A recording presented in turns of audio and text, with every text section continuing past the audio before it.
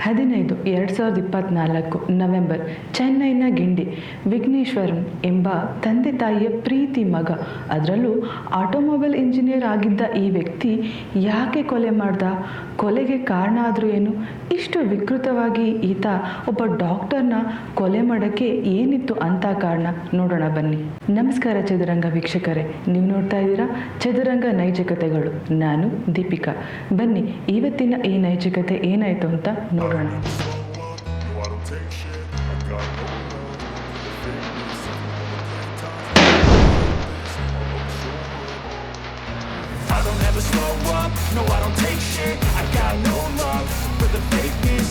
ನಮ್ಮ ಕಡೆ ವೈದ್ಯೋ ನಾರಾಯಣಾಯ ಅಂತ ಹೇಳ್ತೀವಿ. ದೇವರು ನಮ್ಮನ್ನು ಕಾಪಾಡಿಲ್ಲ ಅಂದರೂ ಒಂದು ವೇಳೆ ಡಾಕ್ಟ್ರ್ ಅದು ನಮ್ಮನ್ನು ಕಾಪಾಡ್ಬೋದು ಅಂತ ಎಲ್ಲ ಜನರು, ಎಲ್ಲ ಪೇಷಂಟ್ ಕೂಡ ದೇವ್ರನ್ನ ಬಿಟ್ಟು ಕೊನೆಗೊಂದ್ಸರಿ ಡಾಕ್ಟ್ರ್ ಹತ್ರನೇ ಹೋಗೋದು. ಯಾಕಂದರೆ ಡಾಕ್ಟ್ರಿಗೆ ನಮ್ಮೆಲ್ಲ ಸಮಸ್ಯೆಗಳನ್ನ ಹೇಳ್ಕೊಂಡ್ರೆ ಏನಾದರೂ ಒಂದು ಪರಿಹಾರ ಸಿಗುತ್ತೆ. ಸಾವಿನ ದವಡೆಗೆ ಹೋದರೂ ಕೂಡ ಅಟ್ಲೀಸ್ಟ್ ಅಲ್ಲಿಂದ ವಾಪಸ್ಸಾದರೂ ಬರ್ಬೋದು ಅನ್ನೋ ಒಂದು ಸಣ್ಣ ನಂಬಿಕೆ ನಮಗಿರುತ್ತೆ. ಇಂತಹ ಡಾಕ್ಟ್ರನ್ನ ಈ ವಿಘ್ನೇಶ್ ಯಾಕೆ ಕೊಲೆ ಮಾಡ್ದ?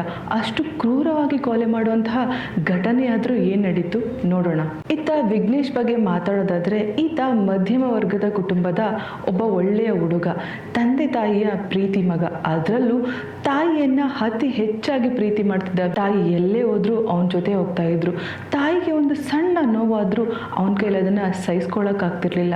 ಇಂತಹ ಸಂದರ್ಭದಲ್ಲಿ ತಾಯಿಗೆ ಅವತ್ತು ಅಲ್ಪ ಸ್ವಲ್ಪವಾಗಿ ದೇಹದಲ್ಲಿ ಏನೋ ಬದಲಾವಣೆ ಆಗೋಕ್ಕೆ ಶುರು ಆಗುತ್ತೆ. ತಕ್ಷಣ ಅದನ್ನು ಗಮನಿಸಿದಂತಹ ವಿಘ್ನೇಶ್ ತಾಯಿಯನ್ನ ಹಾಸ್ಪಿಟ್ಲ್ಗೆ ಕರ್ಕೊಂಡು ಹೋಗ್ತಾನೆ. ಹೋಗ್ತಾ ಇರಬೇಕಾದ್ರೆ ಅವನ ಮನಸ್ಸಲ್ಲಿ ಹಲವಾರು ಯೋಚನೆಗಳು ಬರುತ್ತೆ. ನನ್ನ ತಾಯಿಗೆ ಏನಾಗಿರ್ಬೋದು, ಏನು ಸಮಸ್ಯೆ ಆಗಿರ್ಬೋದು ಅಂತ. ಆಟೋ ಹಾಸ್ಪಿಟ್ಲ್ ಮುಂದೆ ಹೋಗುತ್ತೆ. ಹಾಸ್ಪಿಟ್ಲಿಗೆ ಇಳಿದವರೇ ಇಬ್ಬರು ಕೂಡ ಹಾಸ್ಪಿಟ್ಲ್ ಒಳಗಡೆ ಹೋಗ್ತಾರೆ.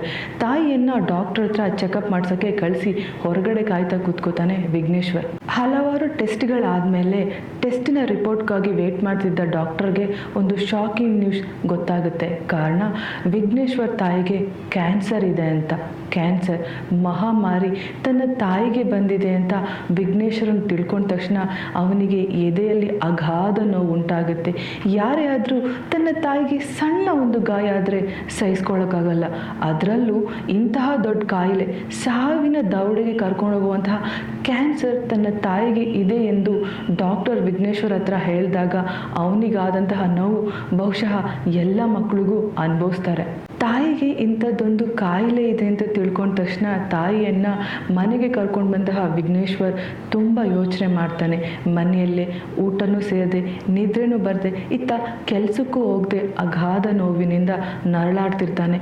ಕಣ್ಣು ಮುಚ್ಚಿದ್ರೂ ಅವನಿಗೆ ನಿದ್ರೆ ಬರಲ್ಲ. ಎಲ್ಲೋದ್ರೂ ತನ್ನ ತಾಯಿಗೆ ಇರುವಂತಹ ಕಾಯಿಲೆಯೇ ನೆನಪಾಗ್ತಾ ಇರುತ್ತೆ. ಇದೆಲ್ಲವನ್ನ ಮೀರಿ ಅವನು ಒಂದಿನ ತಾಯಿಯನ್ನು ಹಾಸ್ಪಿಟ್ಲಿಗೆ ಅಡ್ಮಿಟ್ ಮಾಡಬೇಕಂತ ತೀರ್ಮಾನ ಮಾಡ್ತಾನೆ. ಅವನು ಹಾಸ್ಪಿಟ್ಲ್ ಕೂಡ ಅಡ್ಮಿಟ್ ಮಾಡ್ತಾನೆ. ಹಾಸ್ಪಿಟ್ಲ್ಗೆ ಸೇರಿಸಿದಂತಹ ವಿಘ್ನೇಶ್ವರ್ ಒಂದು ಕುರ್ಚಿ ಮೇಲೆ ಕೂತು ಯೋಚನೆ ಮಾಡೋಕ್ಕೆ ಶುರು ಮಾಡ್ತಾನೆ. ಬಿಕಾಸ್ 6 ತಿಂಗಳಿಗೂ ಮುಂಚೆ ವಿಘ್ನೇಶ್ವರನ್ ತನ್ನ ತಂದೆಯನ್ನು ಕಳ್ಕೊಂಡಿರ್ತಾನೆ. ಇನ್ನು ಆ ನೋವಿಂದನೇ ಅವನು ಆಚೆ ಬಂದಿರಲ್ಲ. ಅಷ್ಟರಲ್ಲೇ ತಾಯಿಗೆ ಇಂಥದ್ದೊಂದು ದೊಡ್ಡ ಕಾಯಿಲೆ ಅಂತ ತಿಳಿದ ತಕ್ಷಣ ಅವನ ಎದೆ ಒಡೆದೋಗುತ್ತೆ. ಈ ಕಡೆ ವಿಘ್ನೇಶ್ವರನ್ ಅಣ್ಣ ಹಾಸ್ಪಿಟ್ಲಿಗೆ ಬಂದಿರಲಿಲ್ಲ. ಬಿಕಾಸ್ ಅವನ ಹೆಂಡತಿ ಪ್ರೆಗ್ನೆಂಟ್ ಆಗಿರ್ತಾನೆ. ಹಾಗಾಗಿ ಅವನು ಮನೇಲೇ ಇರ್ತಾನೆ. ಇತ್ತ ಮನೆ ಜವಾಬ್ದಾರಿ, ಅಣ್ಣನ ಜವಾಬ್ದಾರಿ, ತಾಯಿಯ ಜವಾಬ್ದಾರಿ ಎಲ್ಲ ಕೂಡ ವಿಘ್ನೇಶ್ ತಲೆ ಮೇಲೆ ಇರುತ್ತೆ. ತಾಯಿಯನ್ನು ಸತತ 6 ತಿಂಗಳ ಕಾಲ ಪ್ರೈವೇಟ್ ಹಾಸ್ಪಿಟ್ಲಲ್ಲಿ ಅವನೇ ನೋಡ್ಕೋತಾನೆ. ತಾಯಿಗೆ ಮೋಷನ್ ಮಾಡಿಸೋದು, ಟಾಯ್ಲೆಟಿಗೆ ಕರ್ಕೊಂಡು ಹೋಗೋದು, ಯೂರಿನ್ ಮಾಡಿಸೋದು, ಸ್ನಾನ ಮಾಡಿಸೋದು, ಹೀಗೆ ಒಬ್ಬ ಹೆಣ್ಣು ಮಗಳು ಏನು ಮಾಡಬೇಕಿತ್ತು ಎಲ್ಲ ಕರ್ತವ್ಯವನ್ನು ತನ್ನ ತಾಯಿಗೆ ವಿಘ್ನೇಶ್ವರನ್ ಮಾಡ್ತಾನೆ. ಅದರಲ್ಲೂ ಕೂಡ ಅವನು ಖುಷಿ ಕಂಡ್ಕೋತಾನೆ. 6 ತಿಂಗಳು ಪ್ರೈವೇಟ್ ಹಾಸ್ಪಿಟ್ಲಲ್ಲಿ ಟ್ರೀಟ್ಮೆಂಟ್ ಪಡೆದ ವಿಘ್ನೇಶ್ವರನ್ ತಾಯಿಗೆ ಯಾವುದೇ ರೀತಿಯಾದಂತಹ ಗುಣಮುಖ ಆಗಿರೋದಿಲ್ಲ. ದಿನೇ ದಿನೇ ದುಡ್ಡು ಹೋಗ್ತಾನೆ ಇರುತ್ತೆ ಹೊರತು ತಾಯಿಯ ದೇಹದಲ್ಲಿ ಯಾವುದೇ ಆರೋಗ್ಯ ಭಾಗ್ಯ ಬಂದಿರಲ್ಲ. ಇದೆಲ್ಲವನ್ನ ನೋಡಿ ಬೇಸತ್ತ ವಿಘ್ನೇಶ್ ಕೊನೆಗೆ ಯಾರೋ ಹೇಳಿದ ಹಾಗೆ ಗೌರ್ನಮೆಂಟ್ ಹಾಸ್ಪಿಟ್ಲಿಗೆ ಹೋಗಿ ಅಲ್ಲಿ ಟ್ರೀಟ್ಮೆಂಟ್ ಚೆನ್ನಾಗಿ ಸಿಗುತ್ತೆ. ಗೌರ್ಮೆಂಟ್ ಹಾಸ್ಪಿಟ್ಲಲ್ಲಿ ಒಳ್ಳೊಳ್ಳೆ ಡಾಕ್ಟರ್ಸ್ ಇರ್ತಾರೆ, ಖರ್ಚು ಕೂಡ ಕಡಿಮೆ ಆಗುತ್ತೆ. ಹಾಗಾಗಿ ಎಲ್ಲ ಮೆಡಿಸಿನ್ ಫ್ರೀಯಾಗಿ ಸಿಗುತ್ತೆ, ನೀವು ಅಲ್ಲೇ ಹೋಗಿ ಟ್ರೀಟ್ಮೆಂಟ್ ತಗೊಳ್ಳಿ, ಬಹುಶಃ ನಿಮ್ಮ ತಾಯಿ ಬದುಕಿದ್ರೂ ಬದುಕ್ಬೋದು ಎಂಬ ಸಣ್ಣ ಭರವಸೆಯನ್ನು ವಿಘ್ನೇಶ್ವರ್ಗೆ ಕೊಡ್ತಾರೆ. ಅದನ್ನು ನಂಬಿದ ವಿಘ್ನೇಶ್ವರ್ ತಡ ಮಾಡದೆ 6 ತಿಂಗಳು ಇದ್ದಂತಹ ಪ್ರೈವೇಟ್ ಹಾಸ್ಪಿಟಲ್ ಬಿಟ್ಟು ಗೌರ್ನಮೆಂಟ್ ಹಾಸ್ಪಿಟ್ಲಿಗೆ ಬರ್ತಾನೆ. ತನ್ನ ತಾಯಿಯನ್ನ ಗೌರ್ನಮೆಂಟ್ ಹಾಸ್ಪಿಟ್ಲಿಗೆ ಅಡ್ಮಿಟ್ ಮಾಡಿದ್ದ ವಿಘ್ನೇಶ್ವರನ್ ಮುಂದಿನ ಪ್ರೊಸೀಜರ್ಗಾಗಿ ಡಾಕ್ಟರ್ ಹತ್ರ ಹೋಗ್ತಾನೆ. ಅಲ್ಲಿ ಸಿಕ್ಕಂತಹ ಡಾಕ್ಟರೇ cancer specialist oncologist doctor Balaji. Government ಹಾಸ್ಪಿಟ್ಲಲ್ಲಿ ತನ್ನ ತಾಯಿ ಬದುಕ್ತಾಳೆ ಎಂಬ ಭರವಸೆಯಿಂದ ಹೋದ ವಿಘ್ನೇಶ್ವರ್ಗೆ ಅಲ್ಪ ಸ್ವಲ್ಪನೇ ಬೇಜಾರಾಗಕ್ಕೆ ಶುರುವಾಗುತ್ತೆ. ಕಾರಣ ಗೌರ್ನಮೆಂಟ್ ಹಾಸ್ಪಿಟಲ್ ಇದ್ದಂತಹ ಡಾಕ್ಟರ್ ಬಾಲಾಜಿ ಅವರು ಮೊದಲಿಗೆ ಸರಿಯಾಗಿ ಮಾತಾಡಿದ್ದೇ ಆದರೂ ನಂತರ ದಿನಗಳಲ್ಲಿ ತುಂಬಾ ಕೋಪದಿಂದ ಮಾತಾಡ್ತೊಡಗ್ತಾರೆ. ಇಂಗ್ಲಿಷಲ್ಲಿ ಕೆಲವೊಂದು ಪದಗಳನ್ನ ಯೂಸ್ ಮಾಡಿ ಬೈದ್ರು ಅಂತ ವಿಘ್ನೇಶ್ ಬ್ರದರ್ ಹೆಂಡತಿ ಕೂಡ ಹೇಳ್ತಾರೆ. ಯಾಕೆ ಈ ಥರ ಮಾಡಿದ್ರು ಅಂತ ನೋಡೋದಾದ್ರೆ ತುಂಬಾ ಪೇಷಂಟ್ ಇದ್ರು ಅನ್ನುವ ಕಾರಣಕ್ಕಾಗಿರ್ಬೋದು, ಅಥವಾ ಡಾಕ್ಟರ್ಗೆ ಈಗಾಗಲೇ ಕಾಯಿಲೆಗಳು ತುಂಬಾ ಇರುತ್ತೆ, ಅವ್ರ ದೇಹಕ್ಕೆ ಒಂದು ಸಣ್ಣ ಪಿನ್ ಚುಚ್ಚಿದ್ರೂ ರಕ್ತಸ್ರಾವ ಜಾಸ್ತಿ ಆಗೋ ಚಾನ್ಸಸ್ ಕೂಡ ಇರುತ್ತೆ. ಇದಕ್ಕಾಗಿ ಅವರು ಟ್ಯಾಬ್ಲೆಟ್ಸ್ ಕೂಡ ತಗೋತಾ ಇರ್ತಾರೆ. ಸೊ ಹಾಗಾಗಿ ಆ ಒತ್ತಡದಿಂದ ಆದರೂ ವಿಘ್ನೇಶ್ವರನ ಮೇಲೆ ರೇಗಾಡ್ತಿರ್ಬೋದಾ ಎಂಬ ಸಣ್ಣ ಅನುಮಾನ ಸಹಜವಾಗಿ ಅಲ್ಲಿ ಉಟ್ಕೊಳ್ಳುತ್ತೆ. ಏನೇ ಆದರೂ ವೈದ್ಯೋ ನಾರಾಯಣಾಯ ಅಂತ ಹೇಳೋ ನಾವು ಡಾಕ್ಟ್ರು ಬೈದಾಗ ಸ್ವಲ್ಪ ಸಹಿಸ್ಕೋಬೇಕಿತ್ತು, ಅಷ್ಟಲ್ಲದೆ ಡಾಕ್ಟ್ರ್ ಮೇಲೆ ತಿರುಗಿ ಬೀಳಬಾರ್ದಿತ್ತು. ವಿಘ್ನೇಶ್ವರ್ಗೂ ಕೂಡ ಸ್ವಲ್ಪ ಕೋಪ ಜಾಸ್ತಿನೇ ಇತ್ತು ಅನಿಸುತ್ತೆ. ಹಾಗಾಗಿ ಅವನು ಡಾಕ್ಟ್ರ್ ಹತ್ರ ರೂಢಾಗಿ ಮಾತಾಡೋಕೆ ಶುರು ಮಾಡ್ದ. ದಿನ ಕಳೆದಂತೆ ಯಾವ ಬದಲಾವಣೆ ಕೂಡ ವಿಘ್ನೇಶ್ವರನ ತಾಯಿ ದೇಹದಲ್ಲಿ ಆಗೋದಿಲ್ಲ. ಇದೆಲ್ಲವನ್ನ ನೋಡಿ ರೋಸತ ವಿಘ್ನೇಶ್ ಕೊನೆಗೆ ಅಲ್ಲಿಂದ ಡಿಸ್ಚಾರ್ಜ್ ಮಾಡ್ಕೋಬೇಕು ಅಂತ ತೀರ್ಮಾನ ಮಾಡ್ತಾನೆ. ಅದಕ್ಕೂ ಮುಂಚೆ ಥರ್ಡ್ ಒಪಿನಿಯನ್ ಆಗಿ ಬೇರೆ ಡಾಕ್ಟರ್ ಹತ್ರ ಒಂದು ಒಪಿನಿಯನ್ ತಗೋಬೇಕು ಎಂಬ ಸಣ್ಣ ಯೋಚನೆ ಅವನ ತಲೆಗೆ ಬರುತ್ತೆ. ಹೀಗಾಗಲೇ 6 ತಿಂಗಳು ಪ್ರೈವೇಟ್ ಹಾಸ್ಪಿಟ್ಲಲ್ಲಿ, ಸ್ವಲ್ಪ ತಿಂಗಳು ಗೌರ್ನಮೆಂಟ್ ಹಾಸ್ಪಿಟ್ಲಲ್ಲಿ ಇದ್ದ ವಿಘ್ನೇಶ್ವರಂ ಥರ್ಡ್ ಒಪಿನಿಯನ್ ಆಗಿ ಇನ್ನೊಂದು ಪ್ರೈವೇಟ್ ಹಾಸ್ಪಿಟ್ಲಿಗೆ ಹೋಗಿ ತನ್ನ ತಾಯಿಯ ಎಲ್ಲ ಸ್ಕ್ಯಾನಿಂಗ್ ರಿಪೋರ್ಟ್ಗಳನ್ನು ಆ ಡಾಕ್ಟ್ರ್ ಮುಂದೆ ಇಡ್ತಾನೆ. ಬಹುಶಃ ವಿಘ್ನೇಶ್ವರನ್ ಆವತ್ತು ಆ ಕೆಲಸ ಮಾಡಿಲ್ಲ ಅಂದಿದ್ರೆ ಅವನಿವತ್ತು ಜೈಲಿಗೆ ಹೋಗೋ ಅವಶ್ಯಕತೆನೇ ಇರ್ತಿರ್ಲಿಲ್ಲ. ಹೌದು, ಆವತ್ತು ವಿಘ್ನೇಶ್ವರ್ ಪ್ರೈವೇಟ್ ಹಾಸ್ಪಿಟ್ಲಿಗೆ ಹೋಗಿ ತನ್ನ ತಾಯಿಯ ರಿಪೋರ್ಟ್ನೆಲ್ಲ ತೋರಿಸಿದ ಮೇಲೆ ಆ ಡಾಕ್ಟರ್ ಒಂದು ಶಾಕಿಂಗ್ ನ್ಯೂಸನ್ನು ಹೇಳ್ತಾರೆ. ಅದನ್ನು ಕೇಳಿದ ವಿಘ್ನೇಶ್ವರಿಗೆ ತನ್ನ ಹೃದಯನೇ ಒಡೆದು ಚೂರು ಚೂರು ಆದಂತೆ ಅನುಭವ ಆಗುತ್ತೆ. ಬಹುಶಃ ಅಲ್ಲಿ ವಿಘ್ನೇಶ್ವರನ್ ಇಲ್ಲದೆ ಬೇರೆ ಯಾರೇ ಇದ್ದರೂ ಅದೇ ಅನುಭವ ಆಗ್ತಿತ್ತೇನೋ. ಹೌದು, ಇಷ್ಟಕ್ಕೂ ಆ ಡಾಕ್ಟರ್ ಹೇಳಿದ್ದಾದರೂ ಏನು? ರಿಪೋರ್ಟ್ ನೋಡಿದ ಡಾಕ್ಟರ್ ವಿಘ್ನೇಶ್ವರ್ ಹತ್ರ, ವಿಘ್ನೇಶ್ವರ್, ನಿನ್ನ ತಾಯಿಗೆ ಗೌರ್ನಮೆಂಟ್ ಹಾಸ್ಪಿಟ್ಲಲ್ಲಿ ರಾಂಗ್ ಮೆಡಿಸನ್ ಕೊಟ್ಟಿದ್ದಾರೆ, ಹಾಗಾಗಿ ನಿನ್ನ ತಾಯಿಗೆ ರಾಂಗ್ ಮೆಡಿಸನ್ ಇಂದ ಲಂಗ್ಸ್ ಅಲ್ಲಿ ತುಂಬ ಪ್ರಾಬ್ಲಮ್ ಆಗಿದೆ. ಇನ್ನು ಸ್ವಲ್ಪ ದಿನಗಳ ಕಾಲ ನಿನ್ನ ತಾಯಿ ಉಸಿರಾಡ್ತಾರೆ, ಅದಾದ್ಮೇಲೆ ಅವ್ರ ಉಸಿರಾಟಕ್ಕೆ ತುಂಬ ತೊಂದರೆ ಆಗಿ ಉಸಿರಾಟನ ನಿಲ್ಲಿಸ್ಬೋದು, ಆಕೆ ಸಾಯಬಹುದು ಕೂಡ ಅಂತ ಇನ್ಫಾರ್ಮೇಶನ್ ಕೊಡ್ತಾರೆ. ಇದನ್ನ ಕೇಳಿದ ವಿಘ್ನೇಶ್ವರ್ಗೆ ತುಂಬ ನೋವಾಗುತ್ತೆ. ನೋವಿನ ಜೊತೆನೆ ಕೋಪ ಕೂಡ ಬರುತ್ತೆ. ಇಷ್ಟಕ್ಕೂ ನನ್ನ ತಾಯಿಗೆ ಆಲ್ರೆಡಿ ನಾನು ಕೀಮೋಥೆರಪಿ ಕೊಡಿಸ್ತಾ ಇದ್ದೆ, ನಾನೇ ಆಕೆನ ಪಕ್ಕದಲ್ಲಿ ಇದ್ಕೊಂಡು ನೋಡ್ಕೋತಾ ಇದ್ದೆ. ಆದರೆ ಗೌರ್ನಮೆಂಟ್ ಹಾಸ್ಪಿಟ್ಲಲ್ಲಿ ಇದ್ದಂಥ ಡಾಕ್ಟರ್ ನನ್ನ ತಾಯಿಗೆ ಇಂಥದ್ದೊಂದು ಗತಿ ತಂದ್ಬಿಟ್ರಲ್ಲ ಅಂತ ಮನಸ್ಸಿನಲ್ಲಿ ನೊಂದ್ಕೋತಾ ಮನೆ ಹತ್ರ ಹೊರಡ್ತಾನೆ. ಅವನು ಮನೆಗೆ ಹೋದ ವಿಘ್ನೇಶ್ ಈ ವಿಷಯವನ್ನ ಯಾರ ಹತ್ರನೂ ಹೇಳಿರಲ್ಲ, ಸ್ವತಃ ತನ್ನ ತಾಯಿಗೂ ಕೂಡ ಹೇಳಿರೋದಿಲ್ಲ. ತನ್ನ ತಾಯಿಗೆ ರಾಂಗ್ ಮೆಡಿಸನ್ ಕೊಟ್ಟಿದ್ದಾರೆ, ಹಾಗಾಗಿ ಇನ್ನು ಸ್ವಲ್ಪ ದಿನ ತನ್ನ ತಾಯಿ ಸತ್ತೋಗ್ಬಿಡ್ತಾಳೆ ಅಂತ ಅವನ ಮನಸ್ಸಲ್ಲಿ ನೋವು ಜಾಸ್ತಿ ಆಗುತ್ತೆ. ಬಟ್ ಅವನಿಗೆ ಇಲ್ಲಿ ಒಂದು ವಿಷಯ ಅರ್ಥ ಆಗಿರೋದಿಲ್ಲ ಅನಿಸುತ್ತೆ. ಬಿಕಾಸ್ ಕ್ಯಾನ್ಸರ್ ಅವನ ತಾಯಿಗೆ ಆಲ್ರೆಡಿ 4th ಸ್ಟೇಜಲ್ಲಿತ್ತು. ಬಹುಶಃ ಅವರು ಇನ್ನು ಸ್ವಲ್ಪ ದಿನಗಳ ಕಾಲ ಬದುಕಿ ಉಳಿಬಹುದಿತ್ತೇ ಹೊರತು ಜೀವನ ಪೂರ್ತಿ ಅವರು ಬದುಕ್ತಾ ಇರಲಿಲ್ಲ. ಈ ಒಂದು ಸಣ್ಣ ಯೋಚನೆ ಕೂಡ ಅವನಿಗೆ ಬರಲೇ ಇಲ್ಲ.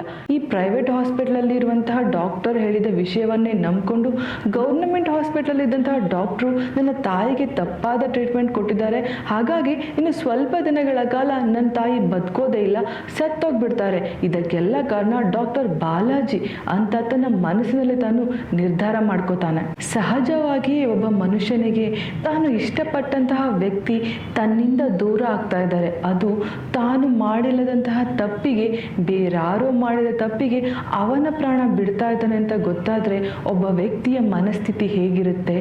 ಆ ಮನಸ್ಥಿತಿಯಿಂದ ಅವನು ಯಾವ ನಿರ್ಧಾರವನ್ನು ತಗೋಬೋದು? ಇಲ್ಲೂ ಕೂಡ ನಡೆದಿದ್ದೆ ಅದು. ವಿಘ್ನೇಶ್ವರನ್ಗೆ ತನ್ನ ತಾಯಿ ಅಂದರೆ ಅತಿಯಾದ ಪ್ರೀತಿ. ತನ್ನ ತಾಯಿಯನ್ನು ಡಾಕ್ಟರ್ ಬಾಲಾಜಿ ಕೊಲೆ ಮಾಡ್ತಾ ಇದ್ದಾರೆ ಅನ್ನೋ ತಪ್ಪು ಕಲ್ಪನೆಯಿಂದ ತಾಳ್ಮೆಯಿಂದ ತನ್ನ ನಿರ್ಧಾರಗಳನ್ನ ಬದಲಾಯಿಸ್ಕೊಂಡು ಒಂದು ಕೆಟ್ಟ ನಿರ್ಧಾರವನ್ನು ತಗೊಳ್ಳೋಕ್ಕೆ ಮುಂದಾಗ್ತಾನೆ. ಇಷ್ಟಕ್ಕೂ ವಿಘ್ನೇಶ್ ತಗೊಂಡಂತಹ ಆ ಕೆಟ್ಟ ನಿರ್ಧಾರ ಏನು? ಹೌದು, ವಿಘ್ನೇಶ್ ತಗೊಂಡ ಆ ಕೆಟ್ಟ ನಿರ್ಧಾರನೇ ಡಾಕ್ಟರ್ನ ಕೊಲೆ ಮಾಡಬೇಕು ಅಂತ.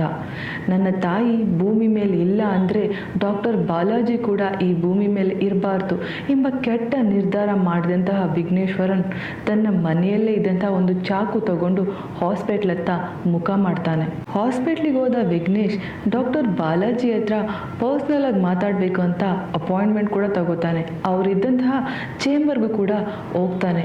ಹೋದವನೇ ಡಾಕ್ಟರ್ ಹತ್ರ ಸಹಜವಾಗಿ ಮಾತಾಡೋಕ್ಕೆ ಶುರು ಮಾಡ್ತಾನೆ. ಮಾತಾಡ್ತಾ ಆಡ್ತಾನೆ ತಾನು ತಂದಿದ್ದಂತಹ ಚಾಕುವಿನಿಂದ ಡಾಕ್ಟರ್ ಕುತ್ತಿಗೆ, ಕೈ, ಹೊಟ್ಟೆ ಭಾಗ, ಕಾಲು ಭಾಗಕ್ಕೆ ಮನ ಬಂದಂತೆ ಚುಚ್ಚತೊಡಗುತ್ತಾನೆ.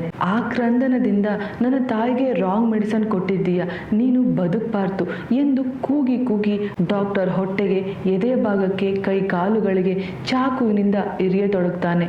ಅಲ್ಲಿಂದ ತಪ್ಪಿಸಿಕೊಂಡ ಡಾಕ್ಟರ್ ಹೊರಗಡೆ ಬರ್ತಾರೆ. ಆದರೆ ವಿಘ್ನೇಶ್ವರನ್ ಕೊಲೆ ಮಾಡಿದ್ರೂ ಕೂಡ ಧೈರ್ಯವಾಗಿಯೇ ಹೊರಗಡೆ ಬರ್ತಾನೆ. ಸೊ ಸುತ್ತಮುತ್ತ ಇದ್ದಂತಹ ಸೆಕ್ಯೂರಿಟೀಸ್ ಎಲ್ಲರೂ ಅವನ್ನ ಹಿಡ್ಕೊಂಡು ಹೊಡೆಯೋಕೆ ಶುರು ಮಾಡ್ತಾರೆ. ಆಮೇಲೆ ಪೊಲೀಸ್ ಕಂಪ್ಲೇಂಟ್ ಕೂಡ ಆಗುತ್ತೆ. ವಿಘ್ನೇಶ್ ಪೊಲೀಸ್ಗೆ ಸೆರೆ ಆಗ್ತಾನೆ. ಇತ್ತ ಪೊಲೀಸ್ ಅತಿಥಿಯಾದ ವಿಘ್ನೇಶ್ ಬಗ್ಗೆ ಆತನ ತಾಯಿ ಒಂದು ಹೇಳಿಕೆಯನ್ನು ಕೊಡ್ತಾರೆ.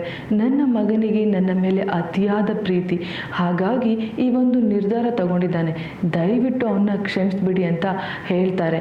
ಈ ಕಡೆ ವಿಘ್ನೇಶ್ವರನ್ ಅಣ್ಣನ ಹತ್ರ ಕೇಳೋದಾದ್ರೆ, ಈಗಾಗಲೇ ಡಾಕ್ಟರ್ ಬಾಲಾಜಿ ಅವರು ನಾವೆಷ್ಟೇ ಸರಿ ಹೋದ್ರೂ ನಮ್ಮ ಬಗ್ಗೆ ಕೆಟ್ಟದಾಗಿ ಮಾತಾಡ್ತಾ ಇದ್ರು, ನಮಗೆ ಸರಿಯಾಗಿ ರೆಸ್ಪಾಂಡ್ ಮಾಡ್ತಿರಲಿಲ್ಲ, ಇಂಗ್ಲೀಷಲ್ಲಿ ಏನೇನೋ ಪದಗಳಿಂದ ನಮಗೆ ಬೈತಾ ಇದ್ರು, ಅವ್ರು ಯಾಕೆ ಆ ಥರ ಮಾಡಬೇಕಿತ್ತು, ಬಹುಶಃ ನನ್ನ ತಮ್ಮ ಅದೇ ಕೋಪದಿಂದ ಹೀಗೆ ಮಾಡಿರಬಹುದು ಅಂತ ಹೇಳ್ತಾರೆ. ಅಷ್ಟೇ ಅಲ್ಲದೆ ವಿಘ್ನೇಶ್ವರನ್ ಅಣ್ಣನ ಹೆಂಡತಿ ಕೂಡ ಇದೇ ಮಾತುಗಳನ್ನು ಹೇಳ್ತಾರೆ. ಇತ್ತ ಡಾಕ್ಟರ್ ಬಾಲಾಜಿ ಅವ್ರನ್ನ ICUಗೆ ಶಿಫ್ಟ್ ಮಾಡ್ತಾರೆ. ಆದರೆ ಈಗಾಗಲೇ ಅವ್ರ ದೇಹದಲ್ಲಿ ಹಲವಾರು ರೋಗ ಇರೋ ಕಾರಣದಿಂದ ಅವರು ಈಗ ಕ್ರಿಟಿಕಲ್ ಆಗಿ ICUನಲ್ಲೇ ಇದ್ದಾರೆ. ಇತ್ತ ಪೊಲೀಸ್ ಅತಿಥಿಯಾದ ವಿಘ್ನೇಶ್ ಏನನ್ನು ಮಾತಾಡದೆ ಮೌನಕ್ಕೆ ಶರಣಾಗಿದ್ದಾನೆ. ಇದನ್ನೆಲ್ಲ ನೋಡಿದ ಡಾಕ್ಟರ್ಸ್ಗಳು ಇಲ್ಲಿ ತಪ್ಪು ನಡೆದಿದೆ, ಗವರ್ನಮೆಂಟ್ ಹಾಸ್ಪಿಟ್ಲಲ್ಲಿದ್ದಂತಹ ಡಾಕ್ಟರ್ ಕೊಟ್ಟಿರುವ ರಿಪೋರ್ಟ್ ರಾಂಗ್ ಅಂತ ಯಾವ ಥರ ಪ್ರೈವೇಟ್ ಹಾಸ್ಪಿಟ್ಲ್ ಅವರು ಹೇಳಕ್ಕೆ ಸಾಧ್ಯ ಅಂತ ಒಂದು ಕ್ವೆಶನ್ ಮಾರ್ಕ್ ಕೂಡ ಹಾಕಿದ್ದಾರೆ. ಬಹುಶಃ ಇಲ್ಲಿ ಯಾರ್ದು ತಪ್ಪು ಅಂತ ನಾವು ತಿಳ್ಕೊಳ್ಳೋಕ್ಕೆ ಆಗಲ್ಲ. ವಿಘ್ನೇಶ್ವರನ್ ಒಬ್ಬ ಒಳ್ಳೆ ವಿದ್ಯಾವಂತ ಹುಡುಗ, ಅವನು ಯಾರ್ದೋ ಮಾತು ಕೇಳಿ ಸಡನ್ ಆಗಿ ಈ ಥರದೊಂದು ನಿರ್ಧಾರ ತಗೊಂಡಿದ್ದೇ ತಪ್ಪ? ಇಲ್ಲ ಅಂದರೆ ಡಾಕ್ಟರ್ ಬಾಲಾಜಿ ಅವರು ಪೇಷಂಟ್ ಹತ್ರ ಅಷ್ಟು ರೂಢಾಗಿ ಮಾತಾಡಿದ್ದೇ ತಪ್ಪ? ಯಾರ್ದು ತಪ್ಪು ಇಲ್ಲಿ? ಇದು ಇವತ್ತಿನ ನೈಜ ಕತೆ. ಇನ್ನೊಂದು ನೈಜ ಕತೆ ಜೊತೆ ನಾನು ನಿಮ್ಮ ಜೊತೆ ಬರ್ತೀನಿ. ಅಲ್ಲಿ ತನಕ ಸೇಫ್ ಆಗಿರಿ. ಶತ್ರುಗಳು, ನಮ್ಮ ಹಿತಶತ್ರುಗಳು ನಮ್ಮ ಅಕ್ಕಪಕ್ಕನೇ ಇರ್ತಾರೆ.